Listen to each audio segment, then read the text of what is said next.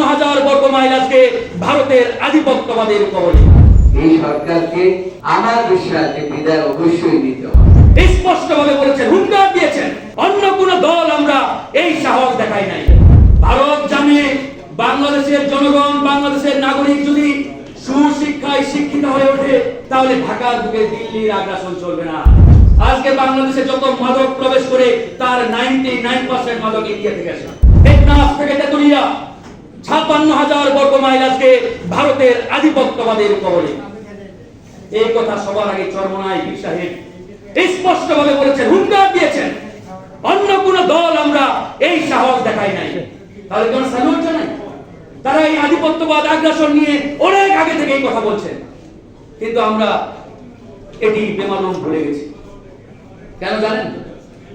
কারণ আমরা প্রত্যেকেই চিন্তা করি ভারতকে তেল মালিশ করে, ভারতকে খুশি করে, ভারতের দাদাবাবুদের মনোরঞ্জন করে ক্ষমতায় আসতে হবে কিংবা ক্ষমতায় থাকতে হবে। এমন কোন কথা বলা যাবে না ভারত যাতে অখুশি হয়ে যায়। এমন স্টেপ নেওয়া যাবে না দাদারা আমাদের উপর মনোক্ষুণ্ণ হয়ে গেলে ক্ষমতায় থাকতে পারবো না, যেটা আওয়ামী লীগ করে। এই জায়গা থেকে যদি আপনি বের হয়ে না আসতে পারেন, আমি চ্যালেঞ্জ দিয়ে বলছি এই বাংলাদেশ এবং বাংলাদেশের জনগণ কোনোদিন এই আগ্রাসন থেকে মুক্ত হবে না, হতে পারে না। প্রিয় বন্ধুগণ, আজকে শিক্ষা ব্যবস্থা নিয়ে চমৎকার একটি এখানে বক্তব্য উপস্থাপন করা হয়েছে। এই শিক্ষা ব্যবস্থা আজকে ধ্বংস হয়নি, এটি অনেক আগে থেকে ভারত সুনির্দিষ্ট পরিকল্পনার আলোকে আমাদের শিক্ষা ব্যবস্থার মেরুদণ্ড ধ্বংস করে দিয়েছে। প্রশ্ন করতে পারেন কেন ভাই, কিভাবে করবো? কারণ আপনারা জানেন না, ভারত জানে বাংলাদেশের জনগণ, বাংলাদেশের নাগরিক যদি সুশিক্ষায় শিক্ষিত হয়ে ওঠে, এরা যদি জাতিগতভাবে শিক্ষিত হয়ে ওঠে, মেধাবী হয়ে ওঠে, তাহলে ঢাকার বুকে দিল্লির আগ্রাসন চলবে না। কি করতে হবে?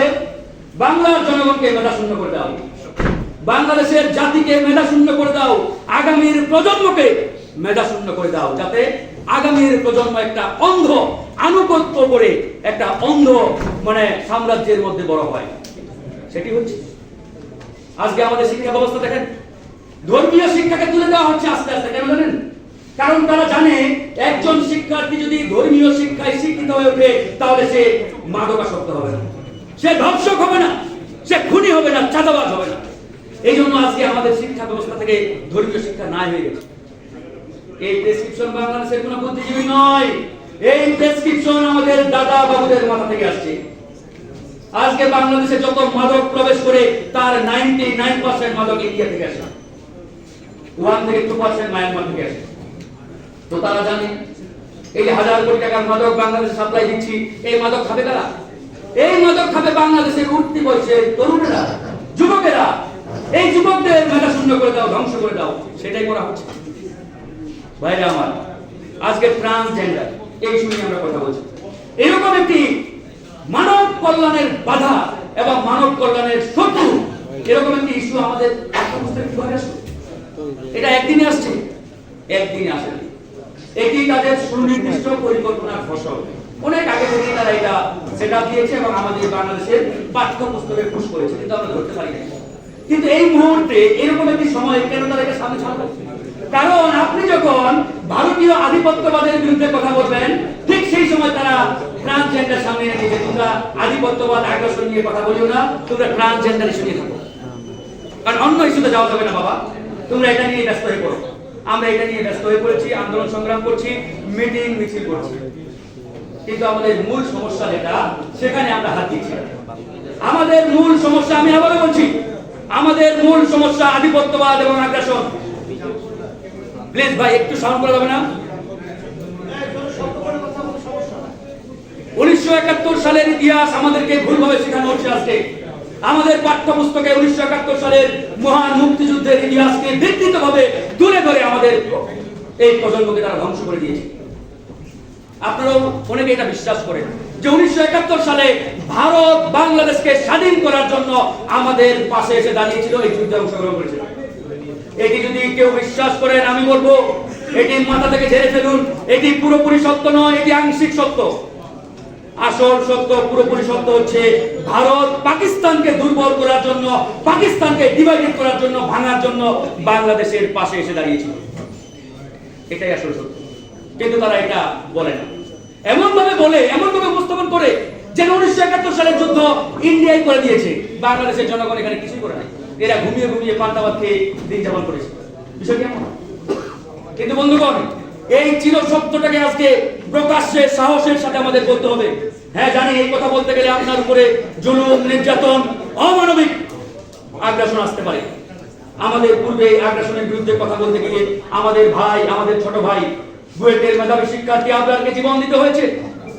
আমাদের পূর্বে এই আগ্রাসনের বিরুদ্ধে কথা বলতে গিয়ে বিএনপির আরেক সংগ্রামী নেতা এমিলিয়াস আলী স্টেটের তিনি আজ পর্যন্ত অবস্থার মধ্যে রয়েছেন, কারণ তিনি এই আগ্রাসনের বিরুদ্ধে কথা বলেছিলেন, আধিপত্যবাদের বিরুদ্ধে জনগণকে রুখে দাঁড়ানোর আহ্বান জানিয়েছিলেন। আজও কোন অবস্থার মধ্যে রয়েছে।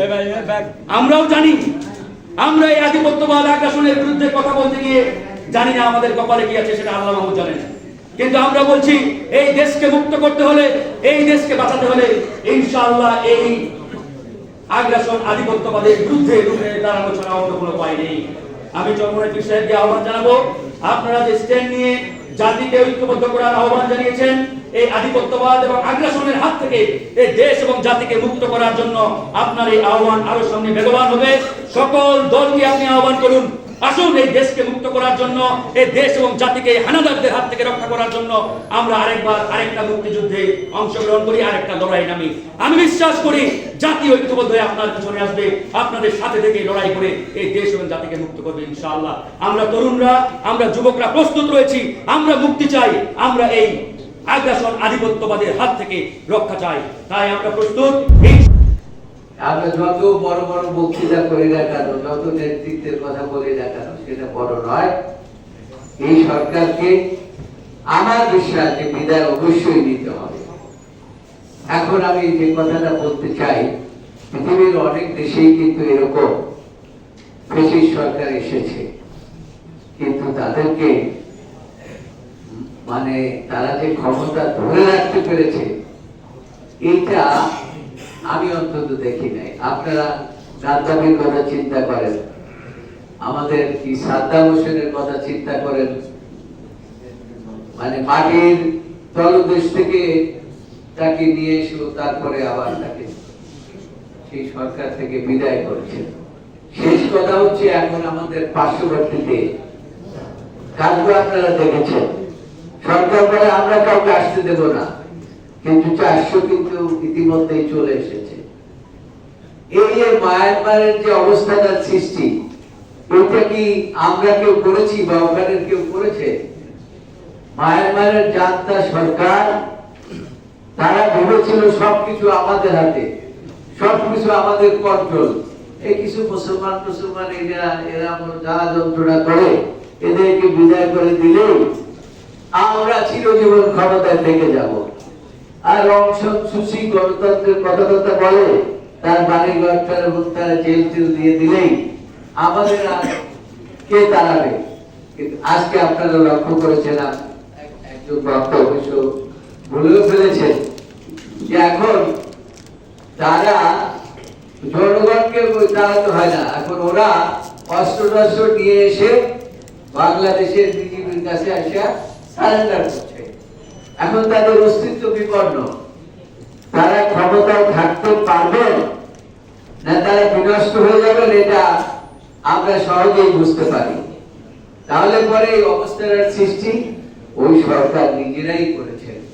আর আমিও মনে করি, আজকে আমি আমার আশা এবং আমি বিশ্বাস করি এবং এটা মনে প্রাণে বিশ্বাস করি,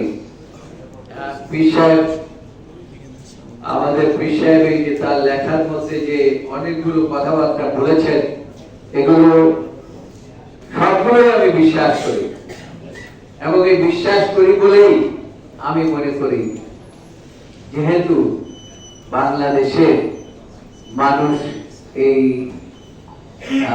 অধিকাংশ মানুষ কেন মানে বলতে গেলে 90% লোকই আমরা এই বিশ্বাসের মধ্যে আছি এবং আছি বলেই এই সরকার, অনেকে আমাদের বলে কয়দিন লাগবে, কয় বছর লাগবে, আমি বলছি দেখেন, আল্লাহর মায় আলমের পায়। কাজেই ইন্দ্রা যে কখন বিদায় হবেন তারা নিজেরাও জানেন না। পরিস্থিতির সৃষ্টি তারা করে ফেলেছেন। কাজে ইনশাআল্লাহ এই সরকারের যাবেন এবং বিদায় হবেন এবং খুব করুণভাবে বিদায় হবেন। এই কথা বলে আমি আজকের এই গোল টেবিল আয়োজনের জন্য আমি ইসলামী আন্দোলন বাংলাদেশকে আন্তরিক অভিনন্দন ধন্যবাদ জানাচ্ছি। বিশেষ করে আমাদের সকলের শ্রদ্ধা